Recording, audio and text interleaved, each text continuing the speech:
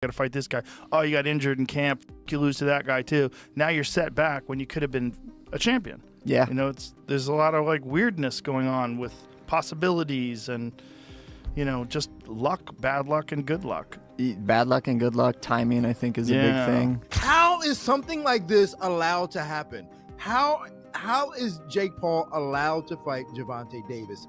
It's completely unfair. It is completely just, I can't say the word that I want to say because I don't want to get canceled.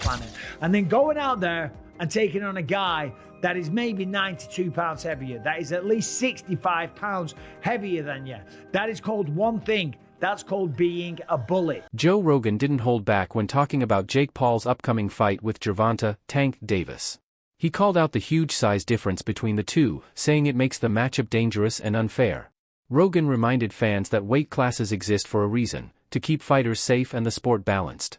He believes Jake is putting promotion and hype ahead of fairness, warning that Jake's bigger size and power could seriously hurt Tank, turning the fight into a risky and unnecessary spectacle. Sure, but no time limit within the weight class. Yeah, that'd be sweet. That would be pretty. That would be pretty wild. Yeah, that'd be pretty. Because you know, like two guys are facing off each other, like, and they know, like, there's no rescue. Every 5 minutes. Yeah.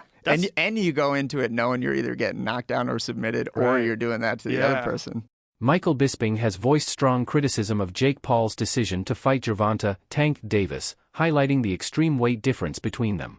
He noted that Jake is going up against someone nearly 100 pounds lighter, which completely disrupts the fairness that boxing is built on. Bisping also reminded fans that Jake's planned fight with the 58-year-old Mike Tyson already raised eyebrows because of Tyson's age and long retirement. Now, facing Tank Davis only adds to the controversy. To Bisping, this matchup isn't about real competition, it's about Jake gaining an advantage and boosting his profile, even if it means putting Tank's safety at risk. He emphasized that boxing depends on fair and balanced fights, and this one seems far from that. One thing, that's called being a bully. It was bad enough when he fought Mike Tyson, a man that was 58 years old, and he was walking around like, I just beat the baddest man on the planet. I just destroyed Mike Tyson and went out there and I beat him, and him and his brother are all celebrating and shit like that. It's like, dude, what are you doing?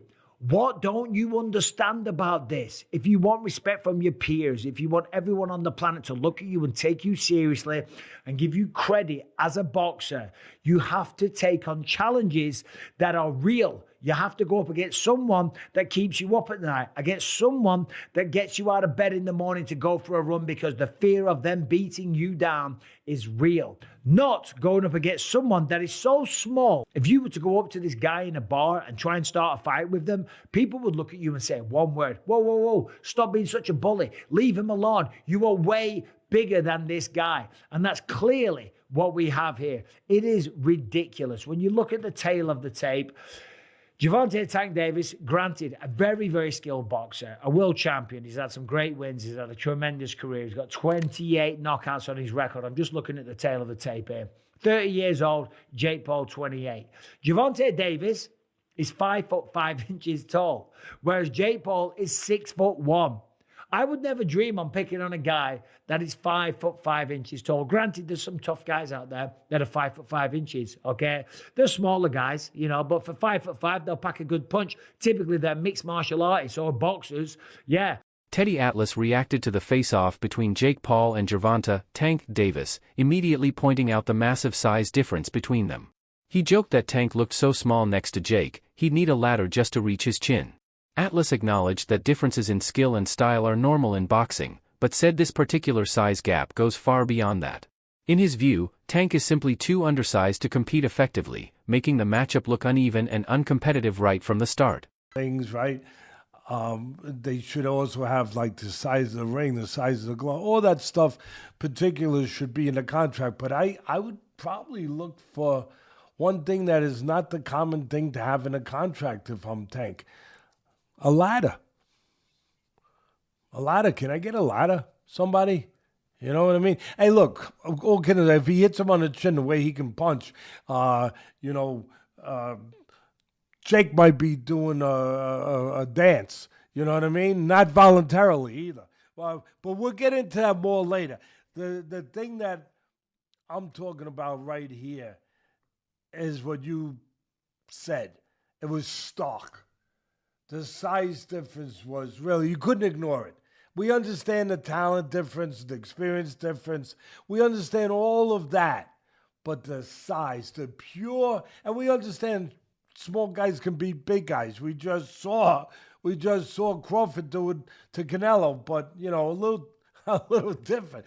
The size difference was, I mean, it was eye-catching, jaw-dropping. And it made me think, and I'm going to ask Richie, our man here who's doing all the taping, who does such a marvelous job. I'm going to ask him, because I know he's an expert in this area, but it reminded me of one of the Rocky movies where they had the face, where they did the wrestling thing with Rocky and Hulk Hogan, a.k.a. Thunderlips. He was Thunderlips back there. Joe Rogan believes Jake Paul's recent moves have more to do with showmanship than real competition. He explained that these kinds of fights are designed to grab attention from casual fans and spark curiosity through odd matchups. Rogan said the hype, betting chatter, and drama around these events aren't about genuine boxing skill, they're about generating buzz. In his view, Jake understands how to stay in the public eye and uses boxing as a marketing tool, even when the fights themselves don't truly make sense from a sporting perspective. That's a problem. That makes it a problem.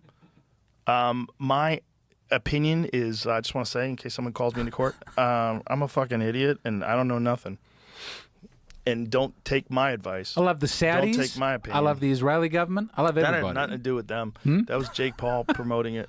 You know, it's just doesn't bother me. There's compromising the sport, and that's like bad. It's just like if I bet on it, watching it bothers the it fuck is out hard. of me. Watching it with people who are so in on it, and then also man, the sports betting apps, they introduced like chat apps in them in Australia. So it's like they're trying to take the place of social media companies where you go together and you meet your friends. Like betting should be exciting enough without having a weird. They're just trying to draw you in. thing. They're just trying to make money, right? So they're trying to draw you in any way they can.